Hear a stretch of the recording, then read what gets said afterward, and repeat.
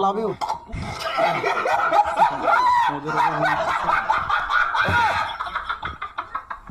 अबे साले तभी मैं माफ करना गुस्से में আমার সন্দেহ লাগতেছে দেখি বেটা কোথায়।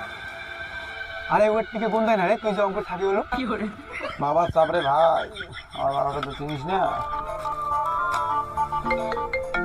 আর একটা লোক ফোন করে গার্লফ্রেন্ড ফোন করছে। হ্যাঁ বলো প্রিয়া। এই শোনো না, আমি মনে হয় প্রেগনেন্ট। প্রেগনেন্ট মানে তোমার সাথে জাস্ট দুদিন আগে পরিচয় হলো, আমি এখন টাচই করলাম না, তাতে কি করে প্রেগনেন্ট হলা? সবাই একই কথা বলতেছে, ভালো লাগে না। সবাই মানে না সবাই না, শুধু তুমি।